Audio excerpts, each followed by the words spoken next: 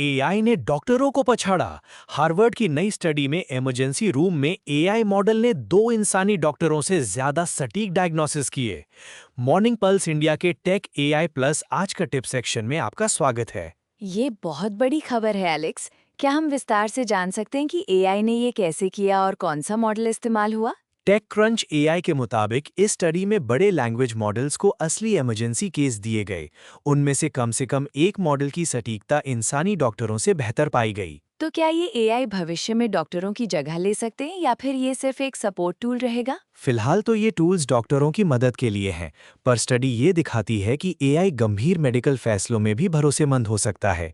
लेकिन विशेषज्ञों का कहना है कि इंसानी अनुभव और नैतिकता भी बेहद जरूरी हैं। ये भी देखा गया है कि एआई कभी-कभी डेटा बायस या गलत जानकारी पर भी फैसले कर सकता है, तो इसकी सीमाएं भी हैं। बिल्कुल, इसलिए डॉक्टरों और एआई का संयोजन सबसे प्रभावशाली हो सकता है।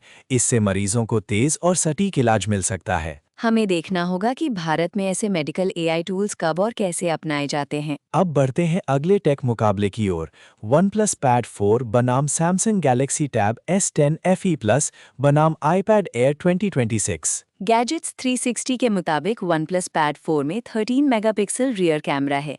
इसका मुकाबला सैमसंग और एप्पल के नए टैबलेट से हो रहा है। OnePlus Pad 4 की कीमत भारत में काफ़ी प्रतिस्पर्धी रखी गई है।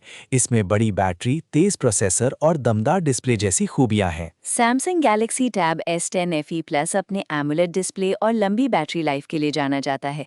वहीं iPad Air 2026 एप्पल के नए चिप और iPad OS 20 के साथ आता है। अगर आप नया टैबलेट लेने की सोच रहे हैं तो इन तीनों की तुलना करना ज़रूरी है।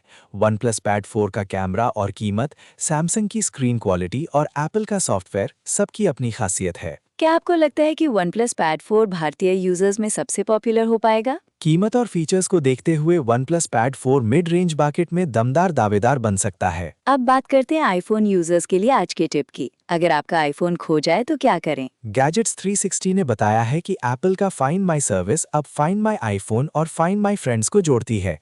इससे आप अपने खोए हुए आईफोन को ट्रैक, लॉक या डिलीट कर सकते हैं। अगर आपका आईफोन कहीं गिर जाए तो सबसे पहले फाइंड माई ऐप खोलें, डिवाइस सर्च करें और लॉस्ट मोड ऑन करें। तभी कोई दूसरा आपके डेटा तक नहीं पहुंच पाएगा। अगर डिवाइस मिल नहीं रहा तो इरेज आईफोन विकल्प से आप दूर से ही अपना सारा डेटा मिटा सकते हैं।